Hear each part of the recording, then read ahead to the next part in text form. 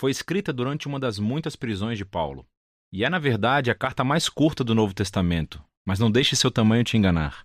Na verdade, é uma das coisas mais explosivas que Paulo já escreveu. Aqui está a história que podemos juntar a partir de detalhes dentro da carta.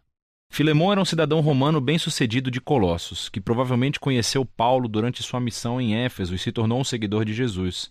Mais tarde, quando Epáfras, colega de Paulo, começou uma comunidade de Jesus em Colossos, Filemon tornou-se líder de uma igreja que se reunia em sua casa. Filemon, como todos os patriarcas domésticos do mundo romano, possuía escravos, um dos quais se chamava Onésimo. Em determinado momento, esses dois tiveram um conflito sério. Onésimo enganou Filemon de alguma forma, talvez tenha sido roubo ou talvez ele o tenha traído, mas não sabemos exatamente. Mas depois Onésimo fugiu. Eventualmente, Onésimo chegou a Paulo na prisão, provavelmente para pedir ajuda. E no processo, ele se tornou um seguidor de Jesus e em seguida um amado assistente de Paulo. E assim, Paulo se encontra em uma situação muito difícil e delicada quando escreve essa carta. Ele pedirá a Filemon não apenas para perdoar Onésimo e recebê-lo de volta, mas para aceitá-lo como um irmão no Messias, e não mais como um escravo. Veja como ele faz isso. Paulo começa com uma oração. Primeiro, louvando Filemon e agradecendo a Deus pelo amor e fidelidade que ele demonstrou a Jesus e ao seu povo. E então abre o caminho para o seu pedido com esta frase: peço a Deus que a fé que une vocês a nós faça com que compreendamos mais profundamente todas as bênçãos que temos recebido na nossa vida, por estarmos unidos com Cristo. Agora, uma palavra-chave aqui é a parceria, ou em grego, koinonia. Isso significa compartilhamento ou participação mútua. É quando duas ou mais pessoas recebem algo juntos e compartilham, tornando-se parceiros. Paulo está dizendo que a fidelidade a Jesus significa reconhecer que todos os seus seguidores são parceiros iguais, que compartilham juntos o dom do amor e da graça de Deus. E para Paulo, essa experiência de koinonia entre os seguidores de Jesus não é apenas uma ideia, é algo que você faz em seus relacionamentos, o que leva Paulo a seu pedido. Ele finalmente cita Onésimo. Ele diz que ele se tornou o filho de Paulo na prisão, o que significa que Paulo levou Onésimo para dedicar a sua vida e lealdade a Jesus. E assim, Paulo e Onésimo são agora membros da família no Messias. Ele está servindo a Paulo fielmente na prisão. E mesmo que Paulo queira mantê-lo por perto, ele sabe que este conflito não resolvido com Filemon tem que ser reconciliado se eles afirmam que são seguidores de Jesus. O que leva Paulo ao seu pedido ousado, que Filemon receba Onésimo de volta, não mais como um escravo, mas como um irmão amado no Senhor. Este é um pedido muito ousado. Sob a lei romana, Filemon tinha todo o direito legal de punir ou mandar prender Onésimo. E Paulo não está apenas pedindo-lhe para perdoar Onésimo, mas para receber de volta seu ex-escravo em Colossos como um igual social, como um membro da família. Isso é muito mais do que gentileza, isso é inédito.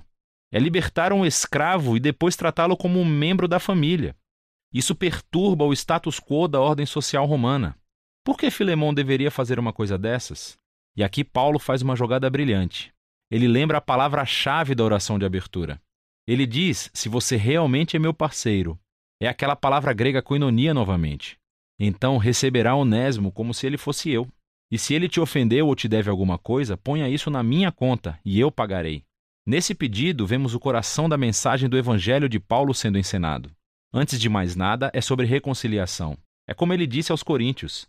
Em Cristo, Deus estava reconciliando o mundo consigo mesmo, sem contar os pecados das pessoas contra ele. Então, nessa situação, Paulo está se colocando no lugar de Jesus. Ele absorverá as consequências do erro de Onésimo. Ele pagará qualquer custo para poder se reconciliar com Filemon. Mas a mensagem de Paulo era mais do que um negócio legal. É também sobre koinonia.